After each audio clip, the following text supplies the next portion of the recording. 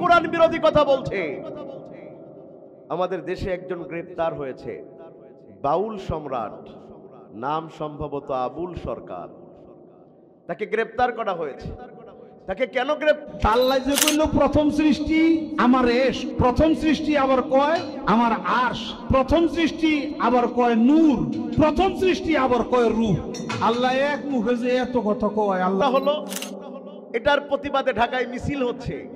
ফরহাদ মজারের মতো বুদ্ধিজীবীরাও তার মুক্তির দাবিতে সংবাদ সম্মেলন করছে। ওই মেঘ মোল্লার বসুদের মতো লোকেরাও এই আবুল সরকারের মতো একজন বাউলকে মুক্ত করার জন্য স্লোগান দিচ্ছে। কেন সে গ্রেপ্তার? তাকে কেন করা হয়েছে? তাকে গ্রেপ্তার করা হয়েছে, সে বলছে যে আল্লাহর কথার কোনো আগামাথা নাই। নাউজুবিল্লাহ বললেন না? আমি যেটা বলেছি এটা সুন্দর ভাষা, তিনি যে ভাষায় বলেছেন কোনো মুসলমান সে ভাষা মুখে আনতে পারে না। তো কেন আল্লাহর কথার আগামাথা নাই? বলছে সে আল্লাহ কোথাও বলেছে আমি আগে নূর তৈরি করেছি, আল্লাহ কোথাও বলেছে আমি আগে আরশ তৈরি করেছি, আল্লাহ কোথাও বলেছে আমি আগে ইশক তৈরি করেছি। তাইলে আল্লাহর কথা তো আল্লাহ নিজেই ঠিক রাখতে পারে নাই। নাউজুবিল্লাহ কইলেন না আপনারা? তাকে গ্রেফতার করা হলো, আইন শৃঙ্খলা বাহিনীকে আমরা ধন্যবাদ দিই। কিন্তু দুঃখের বিষয়, আল্লাহ বিরোধী, কোরআন বিরোধী, আল্লাহকে নিয়ে এমন মন্তব্য করার পরেও তার মুক্তির জন্য আন্দোলন করে যারা, তারা কখনো মুসলমানের সন্তান হতে পারে না। বরং সবাই মিলে তার বিরুদ্ধে মানববন্ধন করে তার ফাঁসি চাওয়ার দরকার ছিল। আল্লাহর সৃষ্টি জগৎ নিয়ে প্রশ্ন তোলে যে সে কখনো মুসলমান থাকতে পারে না। কথা ঠিক না ঠিক? সে এমন ভাষা ব্যবহার করেছে, আল্লাহর কসম এই ভাষা ব্যবহার করার পরে কোন মানুষ দুনিয়াতে আর বেঁচে থাকার অধিকার রাখে না। আমরা দাবি করছি তাকে যেন অবিলম্বে কোরআনের আইন অনুযায়ী যদি তাওবা করে ফেরত না আসে তাকে যেন ফাঁসির মঞ্চে নিয়ে যাওয়া হয়। আমাদের সমাজে তো ফাঁসির মঞ্চে খারাপ লোকেরা যায় না, বেশি বেশি ভালো লোকেদের নিয়ে যায়। তাইলে সবচাইতে সেরা কিতাব হলো কোরআন। কোরআন দিয়া যারা কথা বলে তারাই সত্য কথা বলে।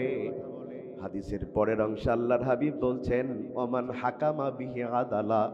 খালি কোরআন দিয়ে কথা বললেই সত্য কথা হয় এখানেই শেষ নয়, বরং কোরআন দিয়ে কথা বললেই কেবলমাত্র সমাজে ন্যায় বিচার হয়।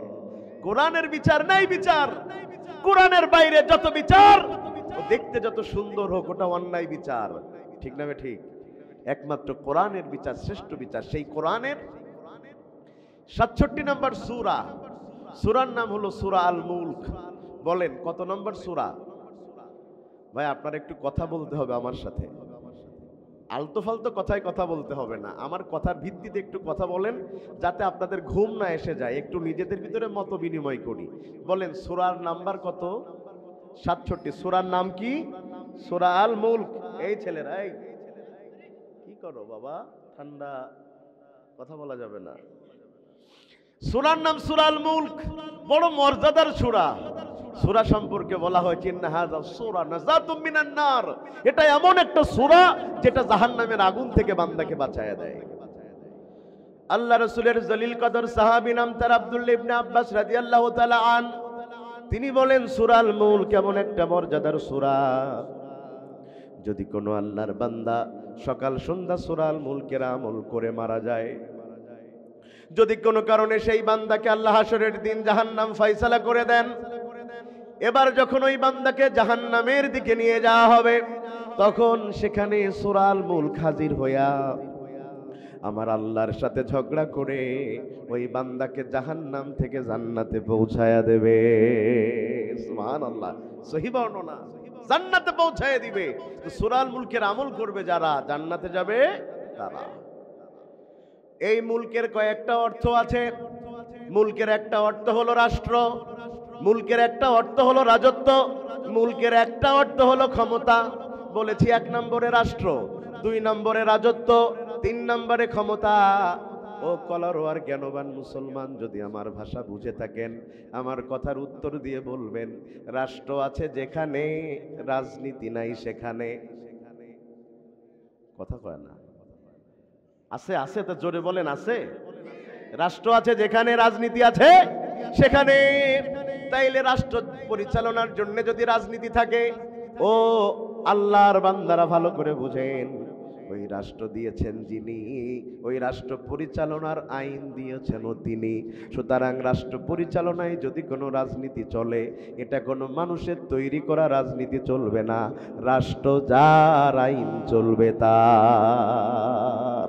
আমার আল্লাহ বলেন আলা লাহুল খালকু ওয়াল আমর, সৃষ্টি যার, আমল আইন চলবে তার। কারণ যিনি সৃষ্টি করেছেন তিনিই ভালো জানেন তার সৃষ্টির কিসে ভালো, তার সৃষ্টির কিসে খারাপ, তিনি ভালো জানেন না। এই যে আপনাদের সবার হাতে মোবাইল আছে না, কথা বলে না, সবার কাছেই তো আছে। এখন তো এই যে ছোট ছোট পোলাপানের হাতেও মোবাইল থাকে, 6-7 বছর বয়স, ওদের হাতেও মোবাইল না দিলে ভাত খায় না, কথা কয় না, কি খায় না, ভাত খায় না। মোবাইল একটা দিয়ে কার্টুন একটা লাগাই দিয়েছে, মোটু পাতলু, কথা কয় না, মোটু পাতলু এই দিয়েছে। ছেলে এবার ভাত নাকে দেয় না, গালে দেয়, টের পায় না, খালি তুলে, কথা কয় না। দেখে কি, মোবাইল। মোবাইল ছাড়া আমাদের কারোর চলে না ভাই, কি বলেন? এই মোবাইল, যত মোবাইলের ব্যবহার বেড়েছে আর তাহাজ্জুদের আমল কমেছে। রাত 2টো পর্যন্ত মোবাইল চালালি তাহাজ্জুদ পড়বে কথা। হুজুর খেজুর কেউ বাদ যাচ্ছি না, আমরা মোবাইলেই আছি আর কি। তা আমি যেই ফোনটা ব্যবহার করছি, এই ফোনটার নাম হলো স্যামসাং। এই স্যামসাং ফোনটা কেমনে চলবে? এই কোম্পানিকে একটা নির্দিষ্ট রুলস রেজুলেশন দিয়েছে না? এই স্যামসাং এর চাইতেও দামি ফোন হচ্ছে আইফোন, যেটা ব্র্যান্ড ভ্যালু সবচাইতে বেশি। ওই আইফোন কেমনে চলবে তার কোম্পানিও তার একটা নিয়ম দিয়েছে, নীতি দিয়েছে। এখন যদি কেউ স্যামসাং এর নিয়ম দিয়ে আইফোন চালাতে চায়, চলবে ভাই? বরং কি হবে, ফোন কি হবে, হ্যাং করবে, বন্ধ হয়ে যাবে। স্যামসাং ফোন, আইফোন চলছে না, আইফোন দিয়ে স্যামসাং চলছে না, ওই ভিভো দিয়ে অপো চলছে না, অপো দিয়ে আর একটা চলছে না। তার মানে যেই কোম্পানি যেটা ব্যবহার করেছে, ওর নীতিতে যদি সেই ফোন চালানো যায়, ওই ফোন ঠিকঠাক চলে, ওই ফোন মানুষকে শান্তিতে রাখে। ঠিক খালি 2 জন বললেন, বাকিরা মনে হয় আমার কথা কেউ স্বীকার করলেন না, মনে হয় স্বীকার কি করেছেন? কথা কি ঠিক? শুনেন, তাইলে এই মোবাইল কোম্পানি জানে এই মোবাইলের ভালো কিসে, মোবাইলের খারাপ কিসে। তো যে আল্লাহ গোটা রাষ্ট্র বানিয়েছেন, গোটা রাজত্ব বানিয়েছেন, আপনার আমার মতো মানুষ বানিয়েছেন, সেই আল্লাহই ভালো জানেন জাতির কিসে ভালো, জাতির কিসে খারাপ। ওই আল্লাহর আইন ছাড়া এই জাতি হ্যাং করবে, কখনো শান্তিতে পৌঁছাতে পারবে না। বলেন আইন লাগবে কার? আল্লাহর। আল্লাহ নিজেই বলেছেন ইনিল হুকমু ইল্লা লিল্লাহ, আল্লাহ ছাড়া আর কারোর আইন আল্লাহর জমিনে চলতে পারে না। কিন্তু মানুষের জন্য দুর্ভাগ্য, মানুষ এখন আল্লাহর আইন বাদ দিয়া মানুষের আইন মানে। খালি মানে তাই না, তারা বলে এই যুগে ইসলাম চলে না। মসজিদে চলে,